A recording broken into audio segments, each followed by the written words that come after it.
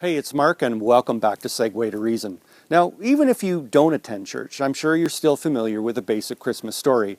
Yet, what if I were to tell you that there are certain parts of it, which we've all come to know, that actually aren't even found in the Bible, but are in fact myths, which have crept into the Christmas story down through the ages? Well, stay tuned, because in under 2 minutes, we're going to look at 3 of them.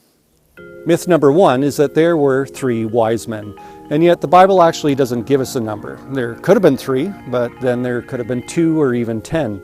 We simply don't know. Furthermore, these were important men, and they probably would have brought along servants and guards with them.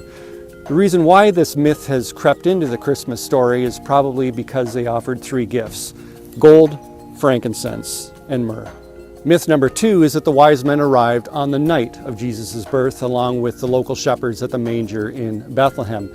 But when you read Matthew's gospel, and he's the only gospel writer to even mention the wise men, he clearly says that these men set out on their long journey after Jesus had been born. Furthermore, he mentions that when they arrived in Bethlehem, they came to the house where Jesus was, not the manger.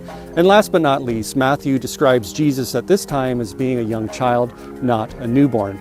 So given that Herod had issued that order to have all boys 2 years and under to be murdered, these wise men would have arrived in Bethlehem anywhere between 1 to 2 years after Jesus had actually been born. And the third and final myth is that Herod had thousands of young boys murdered. Now, it's been over 20 years since I've lived in England, so forgive me for not remembering which British newspaper it was. But I recall an article in which a writer attempted to debunk the entire Christmas story on the basis that Bethlehem was only a small village and couldn't have possibly have supported that many young boys of that age. And he was right, of course. But where he was wrong was, just as in the case with the wise men, the Bible actually doesn't specify a number. Oops. Pity that he had based his entire argument upon a myth itself. Now, in closing, let me clearly state that these myths don't in any way diminish the importance of Christ's birth. Rather, they serve as a cautionary tale of how culture and tradition can so easily blind us to what the Bible actually says.